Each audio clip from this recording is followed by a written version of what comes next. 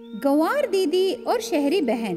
एक मध्यवर्गीय व्यक्ति उमाशंकर उसके दो बेटियों को पढ़ाने के लिए संघर्ष करते समय एक दिन उसकी पत्नी ऐसे कहने लगी। क्यों जी आप इतना सोच रहे हो? आपकी कमाई से आपकी बहन की शादी करनी है और हमारी हरिता और चंद्रिका के स्कूल फीस भी भरना है करके सोच रहे हो ना? हाँ शांता, सर पर इतने सारे जिम्मेदारियां हैं। हमारे दो बेटियां हैं। मुझे पता नहीं चल रहा सिर्फ मेरी कमाई से इतना बड़ा परिवार कैसे चलेगा। ऐसे बहुत उदासीनता से कहता है। तब पत्नी ने, देखिए मैं एक सलाह देती हूँ, अगर आप ऐसे करने से हमारी परेशानियाँ थोड़ा कम होंगे। ऐसे कहने पर पत्नी की सलाह सुनने के लिए पति बहुत उत्सुकता से रहता है। देखिए हमारी बड़ी बेटी चंद्रिका बहुत होशियार लड़की है, वो कैसे भी जी सकती है। पर हमारी छोटी बेटी हरिता ऐसे नहीं है, सिर्फ उसी को पढ़ाएंगे जी।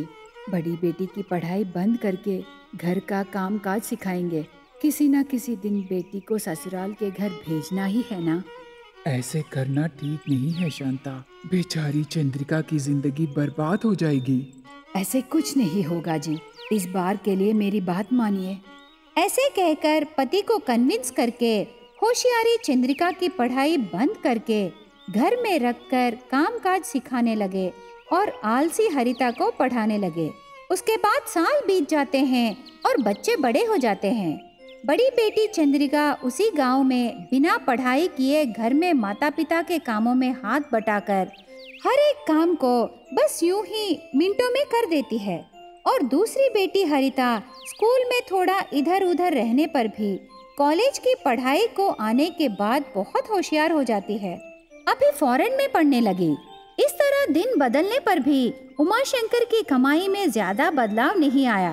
पर बड़ी बेटी चंद्रिका के वजह से वो दोनों पति पत्नी उनकी परेशानियों के बारे में सोचना कम कर देते हैं, क्योंकि चंद्रिका माता पिता को इतनी अच्छी तरह से देखभाल कर रही थी।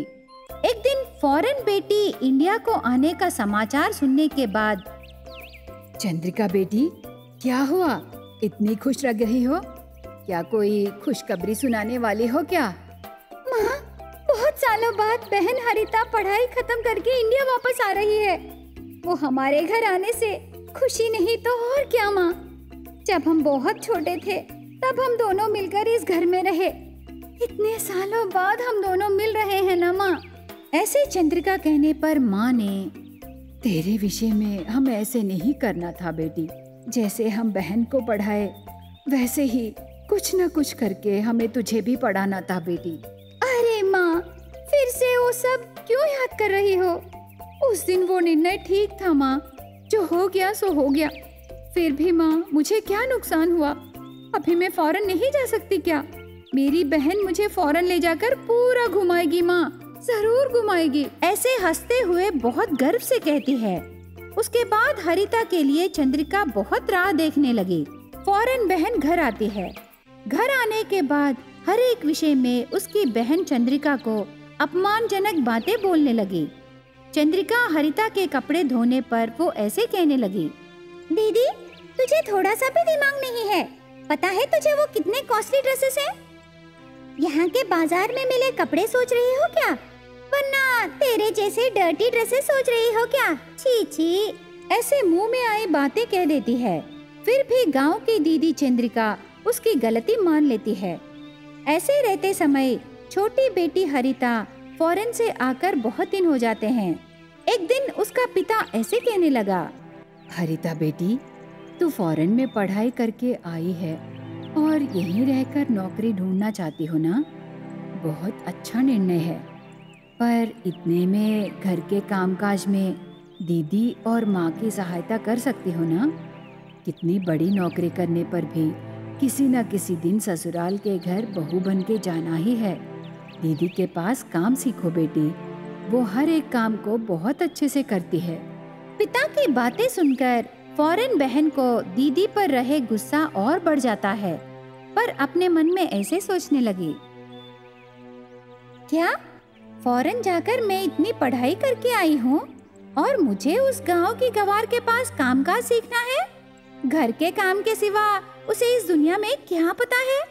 दिन भर दिन मम्मी पापा को उस पर प्यार ज्यादा होने लगा। हर एक विषय में दीदी को देखकर सीखो, दीदी को देखकर सीखो कहकर मुझे टॉर्चर कर रहे हैं। कैसे भी इससे छुटकारा पाना है।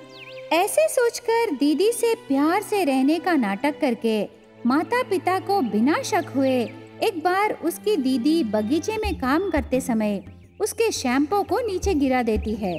चंद्रिका बिना देखे उसके पैर शैम्पू पर पड़ के नीचे गिरने पर उसके सर को जोर से चोट लग के कोमा में चली जाती है। ये सब देखकर सैडिस्ट की तरह बहुत खुश होती है फौरन बहन।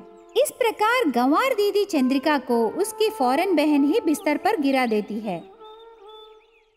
मेहनती रंगैया उसके बैलगाड़ी पर मार्केट के लिए सामान और ट्रांसपोर्ट के लिए भारी सामान ले जाके आए हुए पैसों से उसके 2 बेटियां चंद्रिका और हरिता को पालने लगा।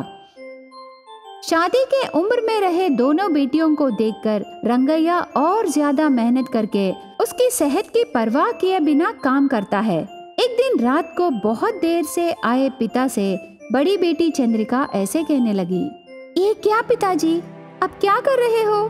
दिन भर इतना मेहनत करने के बजाय आप जल्दी घर वापस लौट सकते हो ना। आप हमारे लिए इतना काम करने से हम देख नहीं सकते पिताजी। ऐसे उसके दुख को पिता से कहती है। तब पिता ने, देखो बेटी, तुम दोनों ही मेरी दुनिया हो। तुम्हारी खुशी के लिए मैं कर रहा हूँ बेटी। फिर भी मैं ज्यादा मेहनत नहीं कर रहा।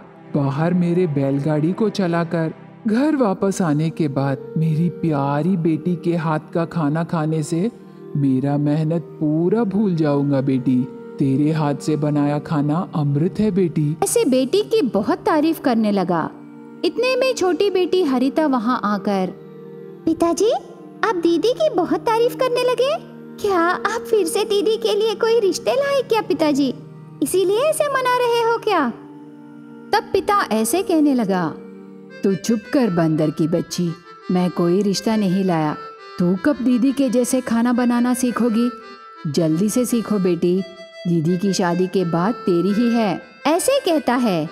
इस प्रकार पिता और बेटियां रहे सो में खुशी से जीना आदत हो जाती है। इस तरह दिन बीतते गए। रंगैया की बढ़ती उम्र के साथ साथ ज्यादा मेहनत करने पर उसकी सेहत खराब हो जाती है। बेटियों की शादी के लिए जमा किए पैसे रंगैया का इलाज कराने में खत्म हो जाते हैं। उसके बाद पिता की सेहत और ज्यादा खराब होने पर उनके घर को भी गिरवी रख के उन पैसों से इलाज कराते हैं। पर रंगैया ठीक होने के बाद भी काम करने के लिए हिम्मत नहीं रहती और घर में ही रहता है।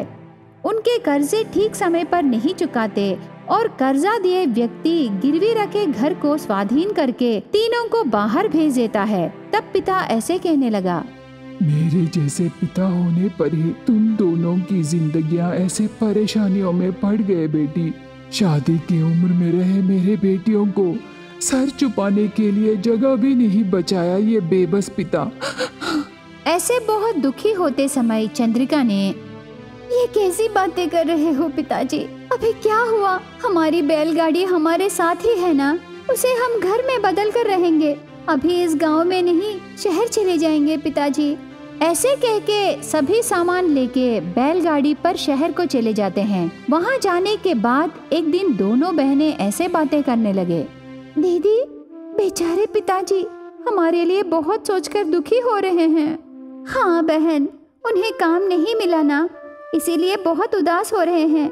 इसीलिए मुझे एक आइडिया आया है। क्या है दीदी?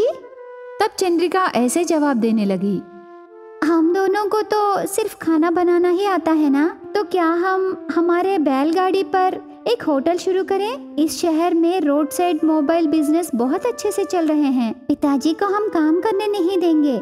हम अपने पास रहे सामानों से बैलगाड़ी होटल शुरू करेंगे। उसके बाद पिता से कह के बैलगाड़ी पर होटल चलाना शुरू करते हैं।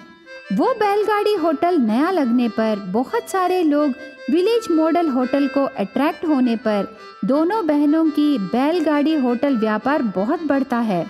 शहर में 2-3 एरियाज में वो बैलगाड़ी होटल लैंडमार्क होके फेमस हो जाती है। ऐसे समय में एक बार एक व्यक्ति आकर दोनों बहनों से ऐसे कहने लगा, देखो बेटे, तुम्हारी बैलगाड़ी होटल कॉन्सेप्ट मुझे बहुत पसंद आया। आपके हाथ से बनाए वेराइटीज भी बहुत टेस्टी हैं, इसीलिए मैं तुम्हारे लिए इन्वेस्ट करना चाहता हूँ। एक बड़ा होटल खोल के तुम्हें दूंगा। उस होटल में इतना टेस्टी और यही स्टैंडर्ड्स मेंटेन करके व्यापार करना है। आए हुए मुनाफे में से 60-40 लेंगे। अगर तुम इससे सहमत होने से हम एग्रीमेंट कर लेंगे। ऐसे कहने पर चंद्रिका में एक नई उम्मीद पैदा होती है। Thank you so much sir. इस शहर में कहाँ जाना है और कैसे जीना है पता नहीं चला। हमें तो सिर्फ खाना बनाना ही आता है, इसीलिए हम आगे पीछे सोचे बिना ही ये बैलगाड़ी होटल शुरू किए। हाँ सर, भगवान की दया से हमारी बैलगाड़ी होटल हमें बहुत मुनाफे दी और अभी आपके जैसे एक अच्छे इन्वेस्टर को लाई। आपका प्रपोजल हमें मंजूर है। हाँ सर, जैसे आप बोले, विलेज एम्बियंस को याद दिलाए इंटीरियर से एक होटल खोल के बिजनेस शुरू करेंगे। ऐसे कहने पर वो व्यक्ति खुश होके जाकर वादे के मुताबिक एक अच्छे सेंटर में बड़ा होटल खोल के दोनों बहनें चंद्रिका और हरिता को सौंपता है। दोनों बहनें वो होटल की जिम्मेदारी लेकर अच्छे से व्यापार करके मुनाफे कमाते हैं।